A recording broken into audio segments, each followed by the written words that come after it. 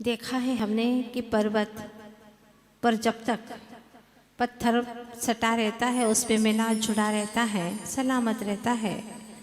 पत्थर तब तक सलामत है, पत्थर तब तक सलामत है जब तक वह पर्वत से जुड़ा है। पत्ता तब तक सलामत है जब तक वह पेड़ से जुड़ा है।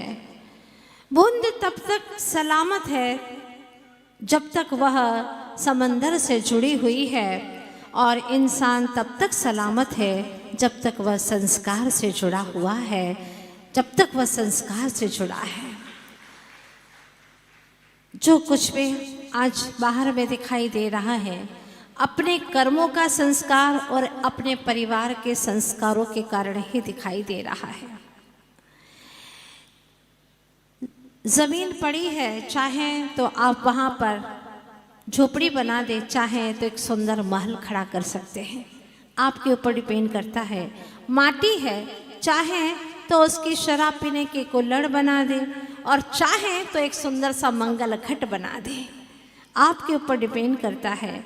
जीवन आपका अपने हाथों में है, चाहे तो अच्छे से सृजनात्मक करते हुए अपने जीवन का नवनिर्माण करके नरसिंह नारायण बन जाए, और न चाहे तो विध्वंसात्मक कार्य करके कुछ संगति में पढ़ करके अपने जीवन को, जो नर का जीवन है, उसको नारकी के रूप में परिवर्तित कर दे। आपके हाथों में है, क्या चाहते हैं हमारे हाथों में है। आज वर्तमान में जैसे जैसे दिन आगे बढ़ते चले जा रहे हैं, हुंडा सर्पणी का काल आगे बढ़ता जा रहा है। यंत्र से प्रेम हो रहा है, मशीनों से प्रेम हो रहा है, और वस्तुओं से प्रेम हो रहा है। व्यक्तियों से प्रेम खत्म होता जा रहा है, जबकि वस्तुएं वापरने की चीज है, व्यक्ति व्यवहार की चीज है, व्यवहार के योग्य है। लेकिन उल्टा हो गया है, इंसान के साथ में तो वो वापरने का काम कर रहा है, यूज एंड थ्रू, काम में लो और फेंको, इसके आगे फिर कुछ नहीं मतलब। और जो वस्तुएं हैं उनके साथ में प्रेम कर रहा है, अनुराग कर रहा है, उसके साथ में व्यवहार निभा रहा है जैसा लगता है। अगर वस्तु मिल गई, मोबाइल मिल गया, टीवी मिल गई, फिर उसको और कोई चीज की आवश्यकता ही नहीं है, जिंदगी गुजार लेगा उसके सहारे, कोई मनुष्य की आवश्यकता नहीं है। तो आप जानते हैं, इन मशीनों के साथ में रह करके इंसान आज मशीन जैसा ही हो गया है। उसको जब मनुष्यों से मिलता है, इंसान से मिलता है, तो लगता है कि जैसे किसी मशीन से मिल रहा हो, किसी यंत्र से मिल रहा हो। कैसी जिंदगी हो रही है, और ये हकीकत है, आप लोग सभी जानते हैं। अभी वैज्ञानिकों ने जब रिसर्च किया तो उन्होंने पाया कि तत्काल के सद्य जात बंदर के बच्चों को उसकी माँ के पास नहीं रखा, मशीन वाली बंदरियों के पास में रखा। जो मशीन की बंदरियां थी वैसा ही आकार था, उनके पास में रखा उन बंदर के बच्चों को, जो अभी अभी जन्म ही हुआ है।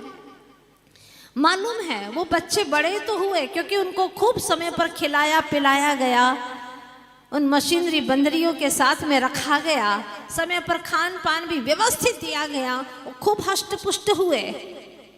और दूसरी तरफ जिन बच्चों ने अपने माँ के साथ में जन्म से समय बिताया, वो थोड़े से कम हष्ट पुष्ट थे, क्योंकि उतना खान पान नहीं मिला उन्हें जितना कि उन्हें तो दिया गया, उनका ध्यान रखा गया, उनके लिए सावधानी बरती गई। अंतर क्या था? जब इसकी खोज की तो पता चला कि जो मशीनरी बंदरी के साथ में बच्चों को रखा गया था, वो भले हष्ट पुष्ट हो गए थे, लेकिन मानसिक स्तर पर वह रुग्ण थे, रोगी थे। किंतु जो माँ के पास में बच्चे रहे, भले शरीर से थोड़े कमजोर थे, उसके जैसे हष्ट पुष्ट नहीं थे, लेकिन मानसिक स्तर पर बहुत ही अच्छे थे, बुद्धिमान थे। जब बंदरों के अंदर भी ये अंतर आता है, तो आज प्रश्न है,